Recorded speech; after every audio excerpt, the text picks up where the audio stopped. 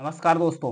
Oxygen relief valve खराब हो जाने के कारण से बोइंग कंपनी का जो स्टार लाइनर मिशन है इसे फिलहाल रोक दिया गया है। इसमें दो एस्ट्रोनॉट्स को स्पेस में भेजने की तैयारी हो रही थी। इसमें जो एक एस्ट्रोनॉट्स हैं यानी कि भारतीय मूल की महिला हैं जिनका नाम है सुनीता विलियम्स।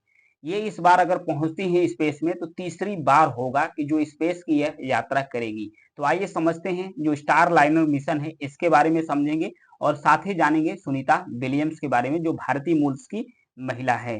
भारतीय मूल के जो एस्ट्रोनॉट्स हैं सुनीता विलियम्स और वुच विल्मोर्स जो कि अमेरिका के इंटरनेशनल स्पेस स्टेशन जाने वाले बोइंग कंपनी के जो स्टार लाइनर मिशन है उसके लिए तैयार हो गए थे। इसे 7 मई को 8:04 पर लॉन्च होने था। फ्लोरिडा के cap Canaveral space force station से लॉन्च इसे किया जाना था, लेकिन ऑक्सीजन रिलीफ जो वाल्व है उसमें आई समस्या और खराबी के कारण से इस मिशन को ही टाल दिया गया था। इसके बाद टलने के बाद अगला कब इसे लॉन्च किया जाएगा इसकी कोई जानकारी नहीं है। जो दो एस्ट्रोनॉट थे ये वापस अपने क्रू मेंबर्स के जो कैंप बना हुआ है उसमें वापस लौट चुके हैं, यानी कि वापस आ चुके हैं। इतिहास में ऐसा पहली बार होगा अगर ये सफल होता है स्टार लाइनर मिशन, तो यूएसए के पास दो एस्ट्रोनॉट्स को स्पेस में भेजने के लिए दो स्पेस क्राफ्ट हो जाएंगे। इससे पहले तो है एलन मस्क की एक कंपनी है जिसका नाम है स्पेस एक्स, इसी का एक ड्रैगन स्पेस क्राफ्ट है ये है। और दूसरा हो जाएगा स्टार लाइनर मिशन हो जाएगा जो बोइंग कंपनी का है अगर ये सक्सेसफुल हो जाता है तो यहाँ पर देख सकते हैं यू एलविस, यहाँ पर जो वी एटलस लॉन्च व्हीकल है इसी के सहायता से इसे भेजा जाएगा। ये जाएगा स्पेस में छोड़ने के बाद वापस चला आएगा। जो स्पेस क्राफ्ट है मिशन लाइनर्स उसे वापस छोड़ने के बाद यह वापस चला आता है। तो एक नजर डालते हैं इसके ऑब्जेक्टिव के बारे में कि क्या मिशन का उद्देश्य है, फिर उसके बाद जो क्रू मेंबर्स हैं एस्ट्रोनॉट्स हैं उसके बारे में भी समझेंगे। इस मिशन का उद्देश्य है इंसानों को इंटरनेशनल जो स्पेस स्टेशन है उसमें पहुंचाना और वापस पृथ्वी पर लाना। यूनाइटेड लॉन्च अलायंस एटलस यानी कि ये जो लॉन्च व्हीकल है इसके सहायता से इस मिशन को वापस भेजा जाएगा। 7 मई 2024 को सुबह 8:04 पर इसे लॉन्च किया जाना था, लेकिन अभी जो नया समय है इसे रिलीज नहीं किया गया है कि आगे इसे कब लॉन्च किया जाएगा। इस मिशन का टाइम था 10 दिन। ये 10 दिन रहेगा स्पेस में, फिर ये वापस आएगा पृथ्वी पर। लेकिन जो अगली लैंडिंग्स होगी ये कब तक रहेगा इसका कोई ठिकाना है नहीं। क्रू मेंबर्स एक वुच विल्मोर्स हैं और फिर एक सुनीता विलियम्स है जो भारतीय मूल की अमेरिकी नागरिक हैं। क्रू मॉड्यूल्स के बारे में प्रोपल्सन है, 12 रिएक्शन कंट्रोल सिस्टम है इसमें भरा हुआ है। हर एक थ्रस्टर्स के पास 100 पाउंड फोर्स का जनरेट करने में मतलब फोर्स यानी कि जो बल जनरेट करने में सक्षम है। सर्विस मॉड्यूल के बारे में बात करें तो 28 रिएक्शन कंट्रोल थ्रस्टर्स है। हर थ्रस्टर पर जो 85 पाउंड फोर्स है वो जनरेट करने में सक्षम है। 1500 पाउंड फोर्स वाले जो 20 आर्बिटर्स मनु वायरिंग्स है और जो एल्टीट्यूड कंट्रोल थ्रस्टर्स है ये 40,000 पाउंड वाले 4 लॉन्च आर्बिटर्स है। अगर इसकी ऊंचाई की अगर बात किया जाए जो स्टार लाइनर्स है 16.5 फीट यानी कि लगभग 16.5 फीट ऊंचा, अगर मीटर में बात किया जाए तो 5 मीटर ऊंचा है। अगर फिर स्टार लाइनर्स की अगर डायमीटर्स की बात किया जाए यानी कि जो इसकी चौड़ाई है, अगर चौड़ाई की बात किया जाए तो 15 फीट है, यानी कि अगर इसे मीटर में कन्वर्ट किया जाए तो 4.5 मीटर्स इसकी चौड़ाई से। और भी अगर इसके बारे में जाना जाए तो जो स्टार लाइनर मिशन है इसमें क्या क्या लगा है, इसका किस तरीके से यूज है इसके बारे में चलेंगे। पृथ्वी का जब ये चक्कर काटेगा तो इसकी रफ्तार कितनी होगी, 28,000 किलोमीटर प्रति घंटा।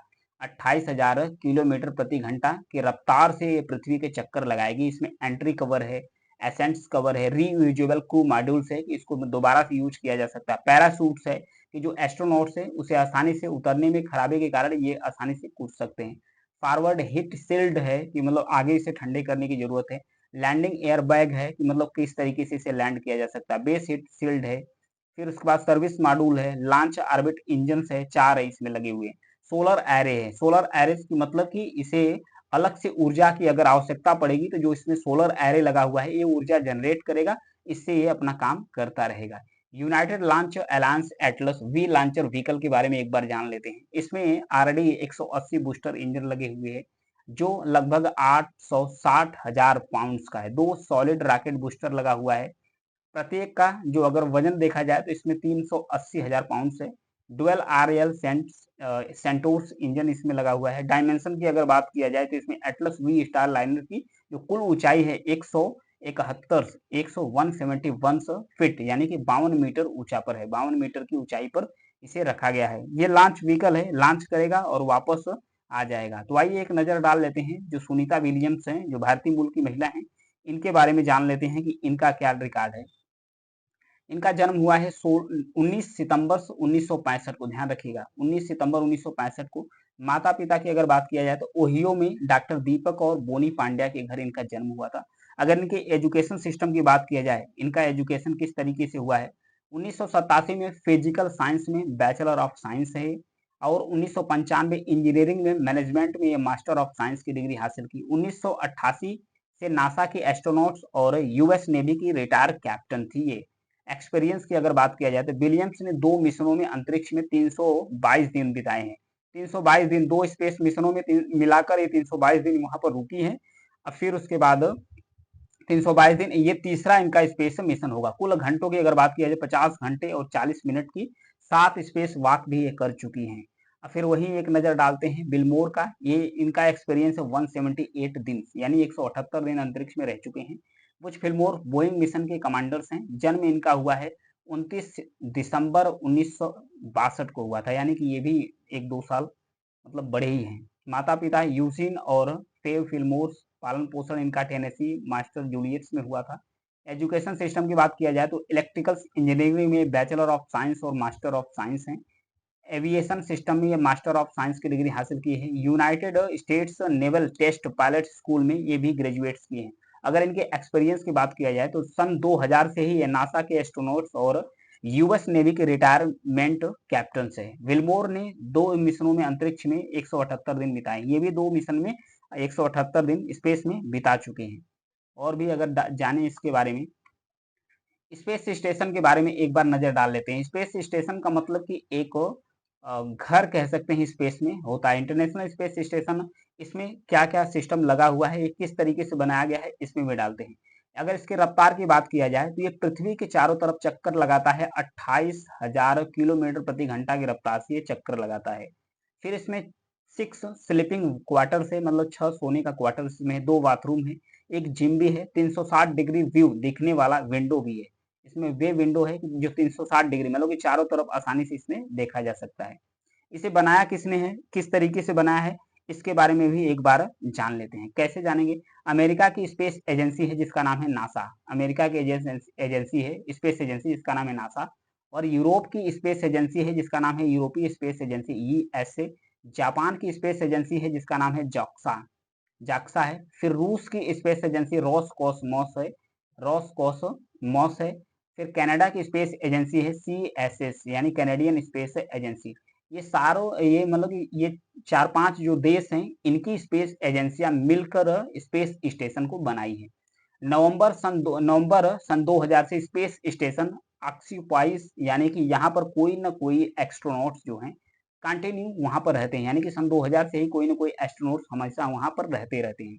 एस्ट्रोनॉट्स माइक्रो ग्रेविटी इन्वायरमेंट्स में कई तरह के एक्सपेरिमेंट्स करने के लिए वहां जाते हैं।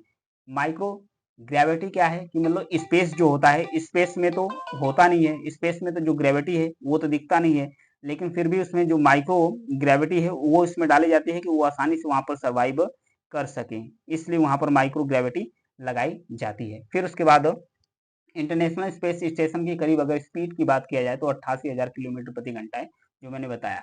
24 घंटे में स्पेस स्टेशन पृथ्वी का 16 चक्कर काटता है। जो स्पेस स्टेशन है ना, 24 आवर्स यानी कि 24 घंटे में पृथ्वी का लगभग 16 चक्कर काटता है, 16 चक्कर काटता है।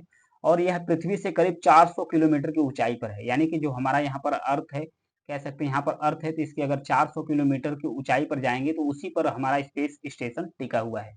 माइक्रो ग्रेविटी में मसल और जो बोन मैरो है उसको नुकसान न हो, इसके लिए जो एस्ट्रोनॉट्स है कम से कम 2 घंटे एक्सरसाइज करते हैं, यानी कि 2 घंटे आपको एक्सरसाइज करना अनिवार्य है, वरना आपका जो मसल है, बोन है, ये आपका अच्छे तरीके से काम नहीं करेगा। एस्ट्रोनॉट्स नियमित रूप से स्पेस स्टेशन के लिए कंस्ट्रक्शन भी करते हैं, और उसके साथ इसका जो चक्कर लगाते रहते हैं, देखते रहते हैं, वॉक स्पेस वॉक भी करते रहते हैं, ताकि इसमें किसी तरीके से खराबी न आए। स्पेस स्टेशन के 356 फीट के सोलर एरे लगा हुआ है। सोलर एरे मतलब कि इसे ऊर्जा की जो जरूरत है वहां से इसे प्राप्त होता रहेगा, और कहीं इसे अधिक से मतलब अलग से ऊर्जा देने की आवश्यकता नहीं पड़ेगी। ये है ड्रैगन स्पेस क्राफ्ट, अमेरिका का दूसरा है, जो स्पेस एक्स कंपनी के मालिक हैं एलन मस्क, इन्हीं का है ड्रैगन स्पेस क्राफ्ट। ये नासा अभी भी इसे स्पेस क्राफ्ट से एस्ट्रोनॉट्स के स्पेस स्टेशन भेजता रहता है, लेकिन अभी इसे दूसरा मिल जाएगा स्टार लाइनर्स के रूप में। स्टार लाइनर्स की थोड़ी क्रेडिबिलिटी के ऊपर थोड़ी सी नजर डालते हैं। क्रेडिबिलिटी पे इन पे प्रश्न उठा है। स्टार लाइनर को मैक्सिमम 7 लोग की क्रू है वो फिट करने के लिए डिजाइन किया गया कि 7 क्रू मेंबर्स को आसानी से लेकर जा सकता है।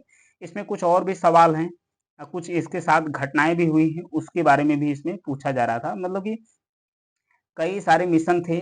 बोइंग अपने 700 जो बोइंग कंपनी का मिशन है, बोइंग कंपनी के द्वारा ही स्टार लाइनर मिशन लॉन्च किया जा रहा है।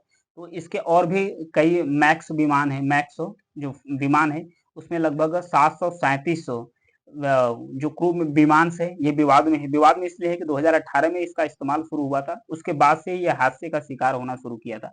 इथोपिया के अंदर एयरलाइंस बेड़े में शामिल ये विमान उड़ान भरने से 13 मिनट बाद ही क्रैश हो गया।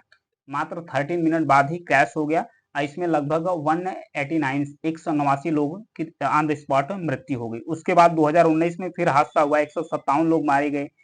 फिर उसके बाद कई मतलब बैक टू बैक हादसा हुआ। तो इसलिए जो बोइंग कंपनी है इसके क्रेडिबिलिटी पर भी शक है। अगर इन सब सारी घटनाओं को अगर नजर अंदाज किया जाए तो नासा ने इसको एक बार फिर से मौका दिया है स्टार लाइनर मिशन के रूप में, एक स्पेस क्राफ्ट जो स्पेस में अंतरिक्ष यात्रियों को ले जाएगा फिर वापस लाएगा। अगर ये सक्सेसफुल हो जाता है, जो बोइंग है ये सक्सेसफुल हो जाता है तो जो इसकी क्रेडिबिलिटी है ये बढ़ जाएगी। अन्यथा इसकी जो क्रेडिट है ये शॉक पर लगी हुई है। अगर ये खराब हो जाता है तो इसकी जो क्रेडिट है दाव पर लग जाएगा। तो ये था स्टार लाइनर मिशन, जो अमेरिका की एक प्राइवेट कंपनी है बोइंग है उसका है मिशन।